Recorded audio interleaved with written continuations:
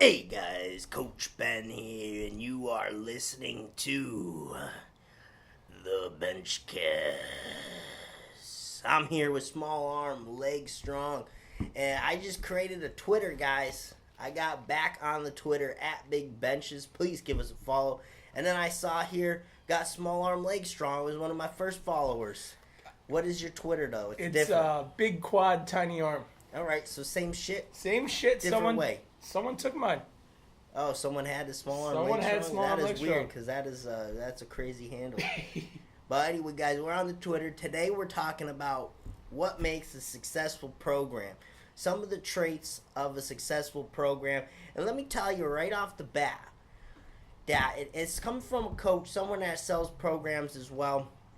Any program can work. Any program can get you stronger just about. Unless it's like designed totally balls crazy. But there's a lot of different programs out there that are very, very different from each other, and people find success in all of them.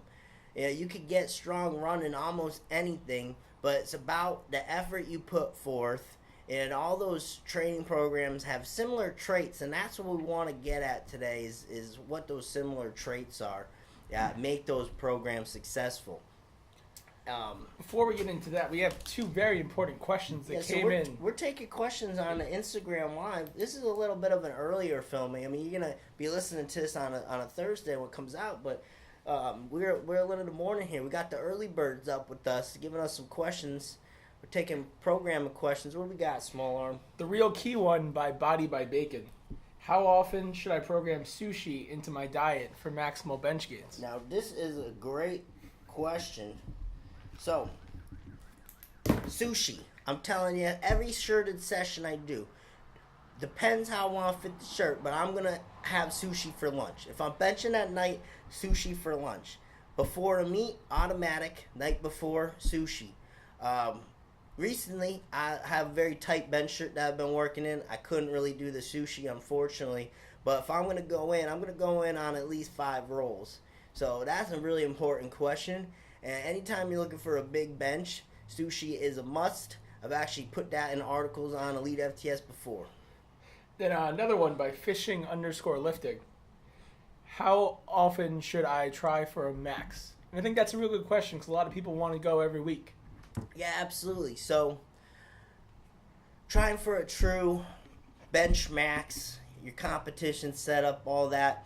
My rule of thumb, every 3 to 4 months, you can kind of see where you're at. You got to give yourself time to go through a program and actually get stronger. Because the thing is, when you're testing a max all the time, you're not really getting stronger, just seeing where you're at. And usually that max isn't going to look that pretty because you're going to take yourself to strength failure, not technical failure. So most people are pushing past that point of technical failure, and then you're just pressing shitty just to see kind of where you're at. So I would hold off, and I know it's hard, guys. I know it's hard. We want to see where we're at all the time. We want to max out. It's fun to see that weight move. But especially as you get stronger, you got to give yourself more time to go through a program, work with some volume, and then be patient, test later on. All right? And save it for meets, too. You don't always have to test your max in the gym. A meet is a great opportunity to test your max. What I would like to do is I get close to a max. If I'm getting really strong, maybe it just happens that I hit a new max in the gym. But usually, all my maxes are hit at a meet. So 3 to 4 months, give or take, rule of thumb. But I have gone a whole year before testing a raw max before. Granted, I was a shirt bencher, but That's some next level patience right there. yeah, and it's difficult. And if you're working, so lately, we got a good crew here on Fridays, and the intensity is something I want to keep. So when you have a good environment, you got to take advantage of that. You got guys pushing yourselves. When you're doing volume, hard to do that because you're going to get too amped up. People are going to push themselves too much. So I like the conjugate system for that reason, just trying to max out on variations. So it's not like you're maxing out on competition-style bench every time. You can push yourself to try to hit a PR on a floor press, and then maybe next week you try to PR with bands, or next week you try to PR on a board. But you're constantly kind of pushing those exercises and hammering the accessories, so then you have something to kind of feed your fire to max out. and try to keep it technical max. So if it looks shitty, just kind of cut it there. But you're seeing progression on these exercises over time, and you're rotating them. So that's a good way to spin it too, and keep the intensity high, because you can still push yourself to hit something heavy that day and feel rewarding that you hit a PR. And like I said, keeps the intensity high. Everyone's yelling at you. Good environment. Good environment. So, all right. So moving on. Key traits that make programs good. All right. And anyone watching on the live, feel free to drop any questions you got. I think this one's going to be good, interactive. So, first thing, a good program's got to have progression to it. All right. You have to have a good progression, some kind of lead up. That is the cornerstone of getting stronger, is a progressive overload system. Yeah, there's that Greek story. What was that with the Milos and the cow or something? Yep. He started lifting a calf, and then as it grew bigger and stronger, he got bigger and stronger. So he could lift the whole cow. That's it. Then that guy's lifting a cow. But that's progression, right? The cow's growing, the calf's growing up into a cow. He's carrying it every day. That's progression for you. But a good program has to have some type of progression. Has to have some kind of lead up to you lifting more weight. All right, that can be spun many ways, and I'm not going to get into the nitty-gritty of it. You know, obviously, the most simple form is just a linear progression. As you go through a 16, 20-week program, you're starting to handle heavier weights as you go, and you're more volume, lighter weight at the beginning. And stuff like that's real good for beginners. Yeah, absolutely. And I still use some form of that today, and I still get great results with that. So that's tried and true, and that keeps working for me, keeps working for a lot of my athletes, and but at the end of the day, that's that's the type of lead up you want. There's other ways to spin it, like mini cycles. So you're maybe a 3-week lead up to something heavy, you back down, a 3-week lead up to something a little heavier, a 3-week lead up to something heavier than that. But you can spin it a lot of different ways. But you can see the general trend, whether it's up and down, or it's just kind of straight through. It's going up in weight. All right, so something's leading us up that mountain. So that's really, any good program has to have some form of that intact. All right, do you know any like popular templates out there? One of the most popular ones, 5-3-1. Yeah, so 5-3-1. Get the lead up, 5 reps, 3 reps, 1 rep, then like a nice deload week. But as the month goes on, you're handling heavier and heavier weights. Mm-hmm. Like, that's the real key to the progression. Yeah, so there's a perfect example right there. We just took one of those popular programs out, 5-3-1. Chances are you've probably done that before. I have the book there. And that's a great lead up too. But you can see at the cornerstone of it, like you said, progression. Yep. It's all about the progression. So I also buy Paul Carter, his lift, run, bang. I'm telling you, every time I do that for squats, I seem to do really good with it. Practicing a lot of singles, that's a really good progression. And if you're unfamiliar with that one, it's you take your warm-ups, you go 5, 4, 3, 2, then you do 3 singles at the end.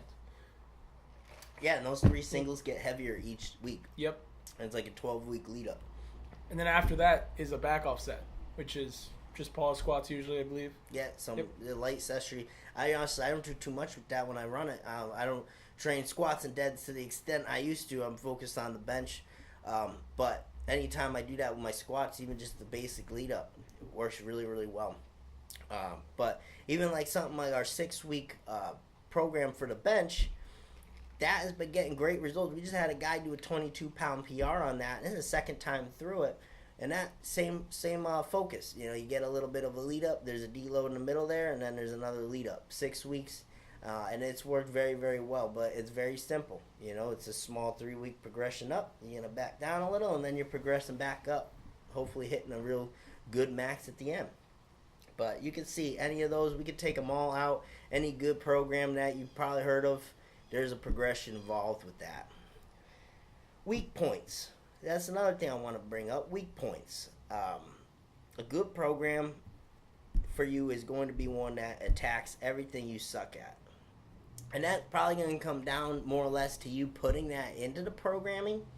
So that's where, when I get lifters that come in and start training under me, over time we're seeing, where does this lifter suck? What do they have trouble doing? And we are going to hammer the shit out of it. All right, so that's where that variable comes in, and that's why a template doesn't always work so well. You might stall out quick with the template is you don't have someone modifying that for you. You need to be able to either yourself or under a coach find what you're not great at and have a plan to attack it. And a lot of that's being honest with yourself. Yeah, which is hard to do. Because nobody wants to go into the gym and spend any time dedicated to what they suck at when they could be doing something they're awesome at. That's rough. Yeah, absolutely. What do you suck at? Overhead pressing. Same thing right here. Yep.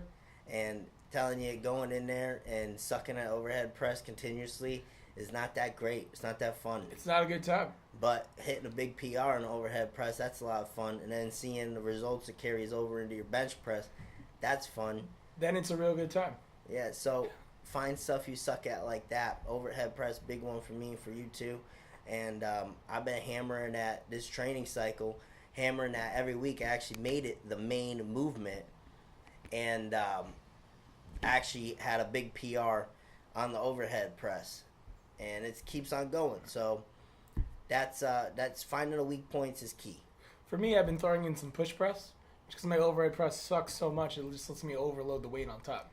Yeah, and the variations I play with, I like to push press at the end for getting that overload, like you said. I usually take the top set of strict press and just push press it.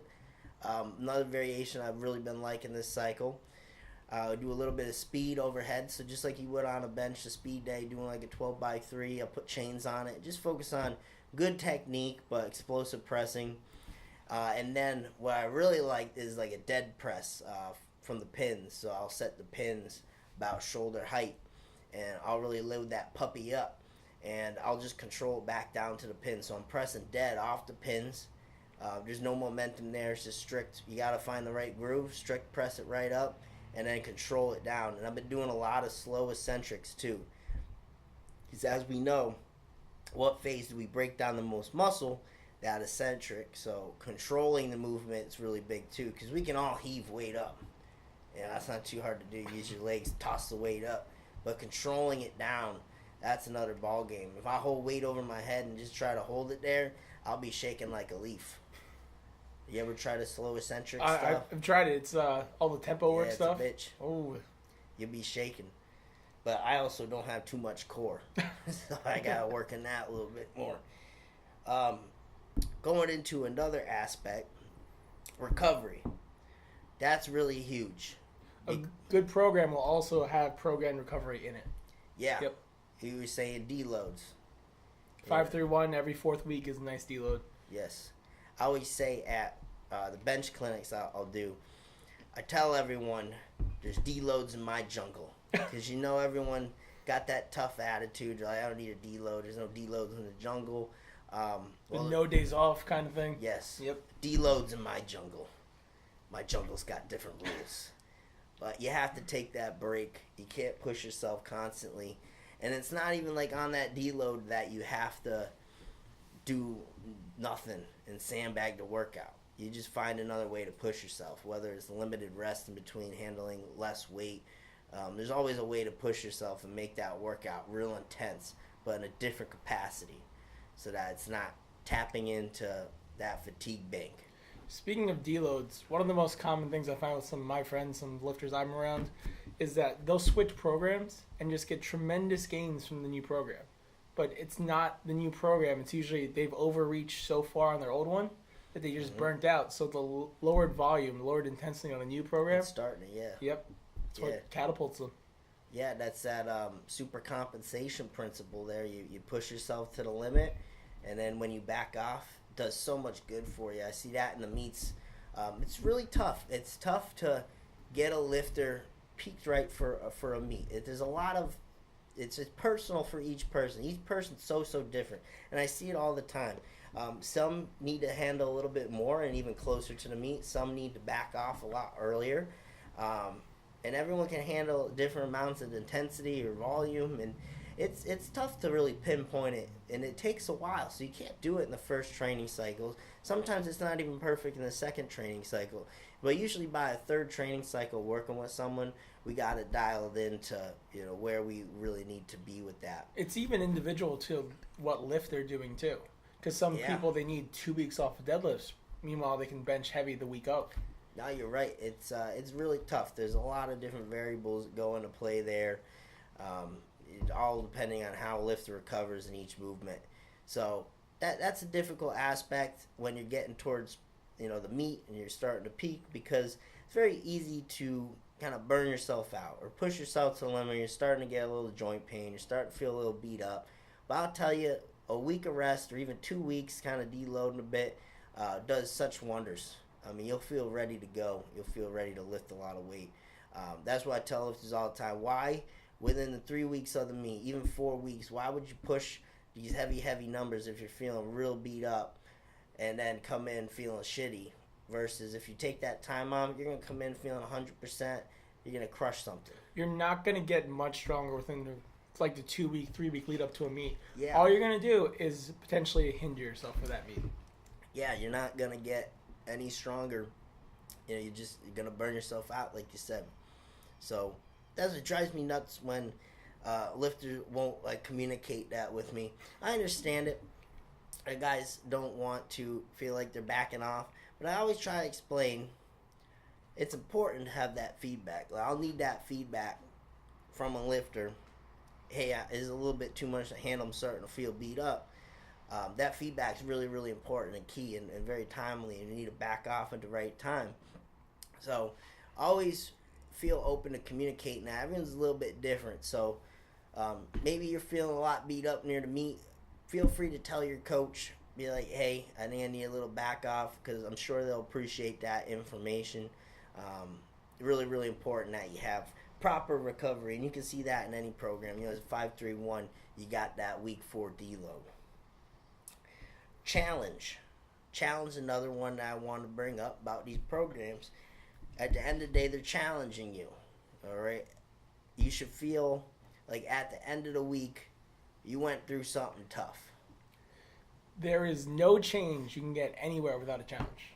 Yeah, you at the end of the week, if you don't feel like, man, that was a tough training week, then you probably should be doing something different.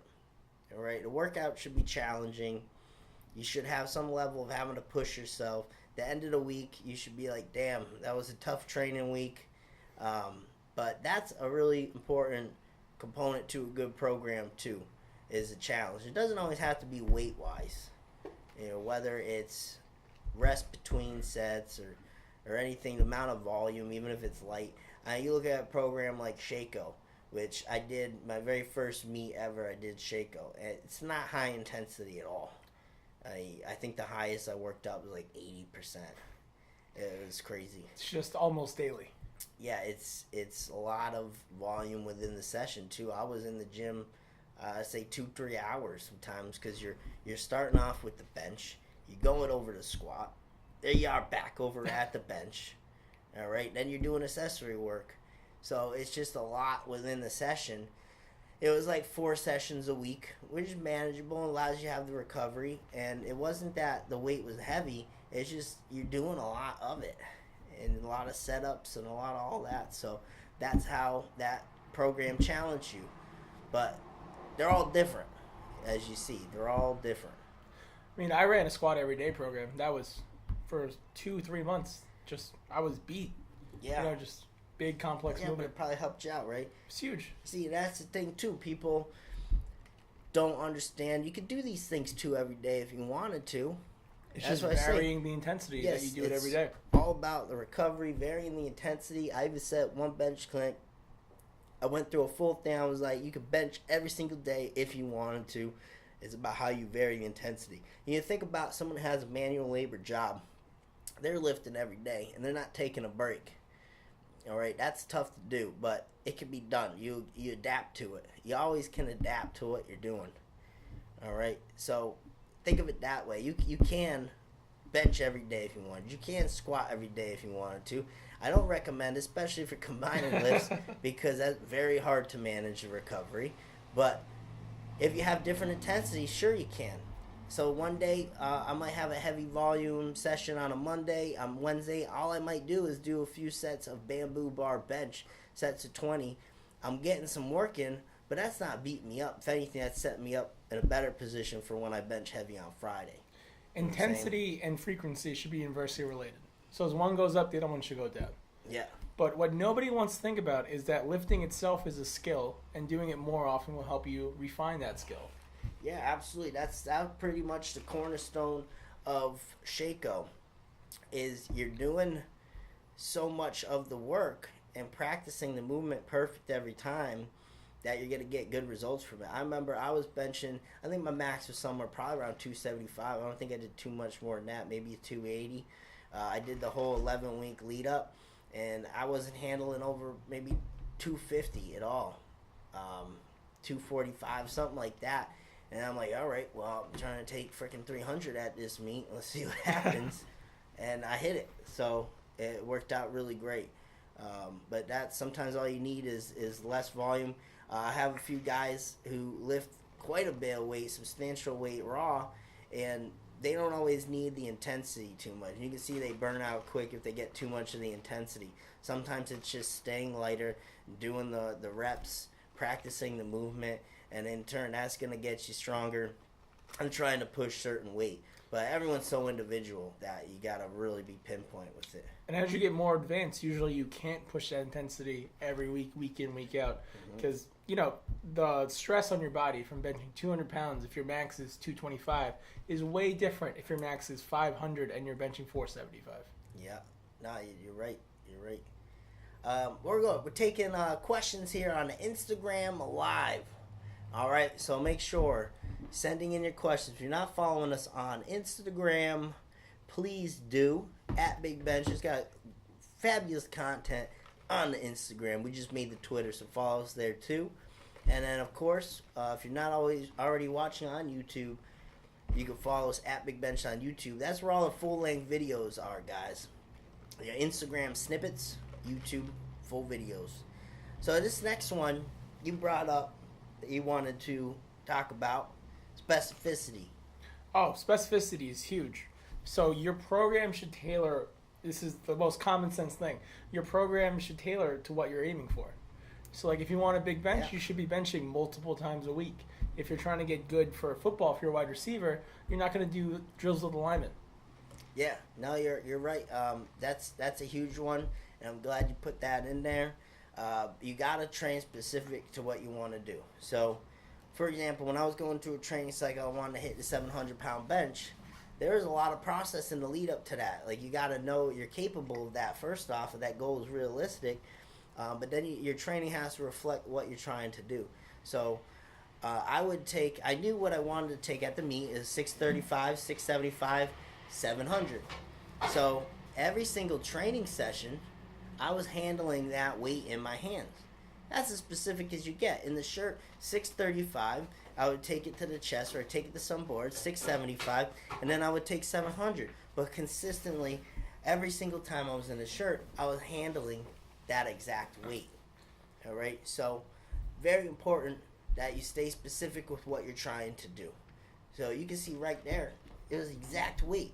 The exact weight I was going to lift at the meet, I had in my hand in training every single time.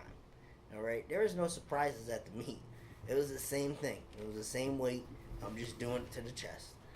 So, if you're trying to hit a certain total, you got to have an idea of what you need in each lift to get that total. You got to have a plan. Your training has to reflect that. Whatever your goal is, training has to reflect that. For me, I broke it down. So I wanted to hit 500-pound deadlift for the first time many years back. So I broke it down. I want to hit it by Christmas. And I took all the math. I was like, all right, I need to make a 25-pound jump every month. Like 4 months away, this is fine, this is good. So at the end of every month, I would try to hit 5 pounds less than a 25-pound jump. Because I knew that I could make up 10 pounds in the deadlift. And then I planned out every month, I would do my entire lead up. At the end of the month, I would test somewhere, it shouldn't be too heavy. It should come up very easy. It should be a very technical near max. At the end of that 4 months, 500 went up like butter. You had a plan. Had a plan. And it was stretched out a good deal of time. Yep. It was progressive. There was no rush. I'm not going to say I'm going to add 100 pounds to my deadlift next month. Yeah, the recovery's in place because you took the time to get some recovery probably after that max attempt, whatever, the sub-max attempt. It was very specific. And that wasn't a shitty max attempt. You said it was coming up pretty good. Butter. Yeah, so it's not like you were pushing yourself to the limits of convulsing and then falling on the floor after. So you were still good. And then after, you probably deloaded a little bit. Gave you the challenge. We're just going over some of the things you just talked about. Recovery's in place. You were probably hammering your weak points with secondary stuff. It gave you a challenge. It's all in place. That was a whole ton of core work. That sucked. Yeah, so you did a great lead. You had a plan, you had a goal, and then everything in the programming was good, and it led you right up to it.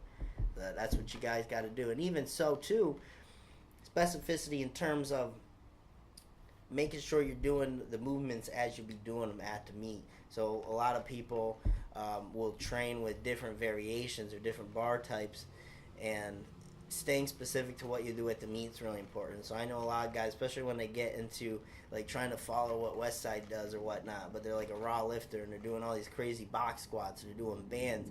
I mean, what are you going to be doing at the meet?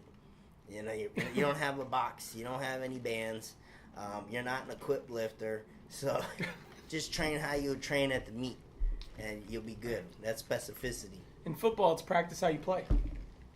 Yeah, no, you're exactly right. How, you just got to keep everything relative. So if you were to get into the realm of sports training, I mean, think about what you would do on a football field, right? You got a quick 10-second burst play, if that, sometimes not even 10 seconds, a lot less than that. It's very quick, high intensity, and then you have a good 30-40 seconds of rest. So why don't you train like that? Why don't you train high intense move, very quick, give yourself a decent amount of rest? It's going to be the same thing you're going to encounter on the field, so training should reflect that. If you're a lineman, you need to be able to display that strength, a lot of it, very quickly. If you're a wide receiver, you got to be able to make your cuts and do all that stuff. So specificity in that manner too. I want to talk about another big one, and we might end here. If anyone has the questions, throw them in. Enjoyment creates adherence to your program. All right, you can touch on all these points, but at the end of the day, if you're not excited about your training, or you don't even, it's not something you even excited to do, you're probably not going to adhere to it very well. All right, so if you don't understand what your training's giving you, say you're getting it by a coach or something, if you don't understand the program, you don't have some sort of say into what you like to do too, you're not going to have adherence to it. Did you ever follow anything that you were like, this kind of sucks, and you didn't want to do it at all? Oh, of course. Everyone goes through the program that their friend runs, and then you try to jump on that, and then it's just not for you. It just sucks. Yeah, you're just not into the training style. And it's really important. People don't think of that as much. Like when I coach a lifter, I give them the program to run, but I want that communication. I want them to feel free to suggest things to me too, because I can work it in. Because at the end of the day, if I give them something that they don't understand, they don't want to do, then what's the point? You're not going to have, you're supposed to have a good time training. We're not all going to hit like world records and stuff. We're not all training like guys at Westside who're just there to break world records. We're training because it's just part of our lifestyle. It's good for us. We have fun doing it. But if training is not fun for you anymore, then what's the point? So I always want that open communication with an athlete to feel free to give suggestions, and we make modifications. And if we want to try something new, we'll throw it in. Depends on your goals if we can work it in, but that's a very important thing that a lot of people overlook. You can usually work in a lot of things too, so don't be afraid to ask your coach or even throw it in if you have your own program. Absolutely. You got a guy, Body by Bacon, who gave us one of the first questions. Aditya, he's doing awesome. He doesn't really have a meet in mind, and he wants, he's having some issues with his shoulder. Benching's beating him up a little bit. So we're actually doing more overhead pressing than anything. He really likes the overhead press. It makes his shoulders feel good. So we're actually overhead pressing twice now and only benching once. All right, so we changed some things up. He enjoys doing the overhead press, makes him feel good. That's important. If I would say, no, we're not overhead pressing, we're just benching, his shoulder's going to get beat up. He's not going to have a good time doing that. And it's just not going to be, productive either way. If you don't enjoy it, you're not going to adhere to it. And more than anything else is that you adhere to the program that you're following. Because you're not going to get any gains not doing anything. Yeah, and even if you do go through it and your intensity is high, if you don't have the sense of purpose in the session, you don't understand why you're doing the work you're doing, that's a problem to me. You got to understand why it is you're doing the movement. You know, you should be able to ask a coach, why is this movement in here? What is this doing for me? And they should have an answer to that. That's how I look at it. One of the girls I actually programmed for, so to get her to do some main movements to get her to her goal, we had to add in some dessert at the end. Because she can go through the squats, she can go through the bench, but at the end, she wants the booty pop. She program in some more deadlifts to get in there, and she'll do the whole program. So enjoyment's huge on adherence. Yeah, absolutely. I mean, there's experience firsthand right there. God deliver what they want to, and then it's amazing how they do the rest of it. Yeah, like everything else is fine. Yeah, you just promise them the cake. If that wasn't in there, then who the hell knows? And if that wasn't in there, she ended up doing half-ass for like 2 weeks. Yeah, that's it. All right, guys. So, I mean, if we run down some of the things we touched on today, progression. Program's got to have some type of lead up. It's got to hit some weak points. All right, you have to get better at the things you suck at. Recovery has to be in place. You can't burn yourself out all the time. You got to make sure you're coming in the sessions fresh. Challenging. And at the end of the week, you should feel like, shit, I just did some really hardcore training. Specificity. Getting specific to your goals. What are you training for? And then enjoyment and the adherence aspect. Making sure that you understand what you're doing and you're having a good time training. All right? And it's not necessarily you have to have a good time every time you're in the gym. There's days I don't want to be in the gym training. But I understand why it is I'm doing what I'm doing. And I enjoy the training process at the end of the day. You know, it makes you feel good. You know, you're getting a step closer to your goals, and that's important. And having that big goal will also help in that enjoyment because you have a grand goal that you're working towards, so each session has a purpose. Mm-hmm. Absolutely. All right, guys. So, appreciate you watching or listening to this Benchcast. If you're watching on YouTube, you can see our little display here in the front of the table. We got some more shirts in. All right, and a lot of stock of them. So if you order, might be able to just get you one right out. Got some really cool designs. Got camo out. We got the wrist wraps, the elbow sleeves. Just to touch on that quick, we got a couple different wrist wraps. Real stiff 36-inch pair and a multi-purpose 24-inch pair. So we got all your supportive needs there. Whether you're benching big or you just want a little wrist support for your squat. Elbow sleeves here, tapered in the middle. Definitely check some of this stuff out. I'm really amped about things we got going on. And if you're listening to this, July 22nd, we are starting another round of the 6-week challenge. Now, we just went through one this past round, 6 weeks, and had a lifter 22-pound increase, had a lifter 16-pound increase, and I'm getting some more results coming in. It's been fantastic. We got some more women involved in it. And you can see if you go on the website, 6-week challenge, you'll see how you can sign up there. And you'll see the top 10 board. And if you crack top 3, you get some really cool prizes. So make sure you check that out, guys. I'm really excited to go through another round. Everyone's getting stronger on it. That's what I love is it's a way to push yourself, win some prizes, see where you stack up with the competition. If you're looking for something to do, if your bench is a little stagnated, jump on the 6-week challenge. It's going to be a good time. All right. Coach Ben here. You can follow me on my personal account at Bench and Benny. You know where to find us on social media at Big Benchas. Find me on Instagram at Small Arm Leg Strong and on Twitter at Big Quad Tiny Arm. Big Quad Tiny Arm. Jump on the Twitter game, guys. I think that's a cool platform because it lets you really personally communicate with someone. You know, it's real direct and it's real. I really enjoy jumping on the Twitter. So we gotta get that following up, guys. Follow us on the Twitter. I think that's a really cool platform. I'm glad to be back on that. And we got some really great content up there too. I've been throwing a lot of stuff up, some bench tips and shit. So you'll really enjoy that. All right, guys.